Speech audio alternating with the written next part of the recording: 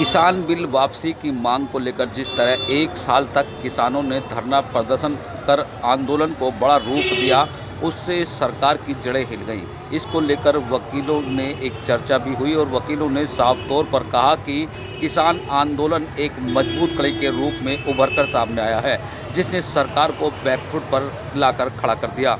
जब तक किसान बिल वापस नहीं हुआ, किसान आंदोलन से जुड़े संयुक्त मोर्चा के नेता अपने सभी परिवारों के साथ वहां जुटे रहे।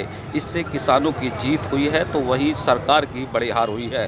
और उन साफ तौर पर उन्होंने कहा कि जिस तरह किसानों की जीत हुई है उससे आने वाले चुनाव में भी काफ़ी फर्क पड़ेगा और किसान परिवार इस सरकार से काफ़ी खफिया दिखाई दे रहा है। क्या कह रहे हैं, तरीके से आप लोग आज यहाँ चर्चा कर रहे हैं उसको लेकर कि किसान आंदोलन भी आज लगभग समाप्ति के कगार पर है। संभवतः आज किसान आंदोलन समाप्त हो जाएगा। सरकार ने कुछ मांगे मान ली हैं, कुछ मांगने की बात भी लगातार चली है। तो कैसा लगा है आपको और क्या लगता है कि इस बार क्या चुनाव कैसा रहेगा?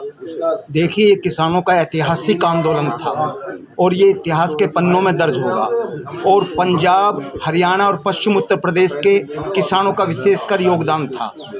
मोदी सरकार ने इसे कुचलने के हर संभव प्रयत्न किए, बदनाम करने के हर संभव प्रयत्न किए, आंदोलन को बीच में तोड़ने के लिए हर संभव प्रयत्न किए, लेकिन किसान ईमानदारी से डटा रहा और काले कानून कृषि पर जो बनाए गए थे वे वापस हुए। और उससे भला पूरे देश का होगा, किसान का नहीं, मजदूर का भी होगा।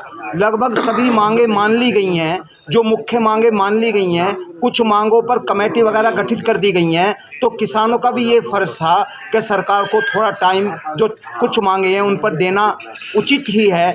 और इस समय किसान आंदोलन का फर्क पूरे उत्तर प्रदेश में और आसपास के राज्यों के जो भी चुनाव होंगे उन पर निश्चित पड़ेगा, क्योंकि किसान समझ गया है कि ये मांगे किसानों द्वारा मनवाई गई हैं और सरकार ने चुनावों के कारण ये मांगे मानने का प्रयास किया है, किसानों के हित में और सोच में नहीं किया है।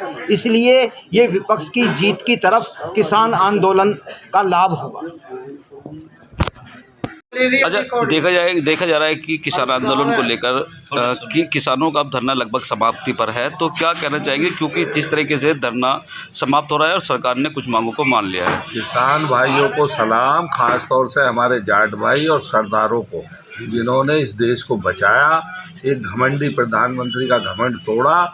जो जाट भाई है उनको मैं सैल्यूट करता हूँ, सरदार भाइयों को सैल्यूट करता हूँ और उम्मीद करता हूँ कि ऐसे ही आगे से इस आंदोलन सरकार के खिलाफ जहाँ भी अन्याय और अत्याचार होगा, जाट का मतलब ही है जस्टिस, एक्शन एंड ट्रूथ, ये जाट का मतलब है। तो जाटों ने ये काम किया, मैं बधाई देना चाहता हूँ और जीत के गए।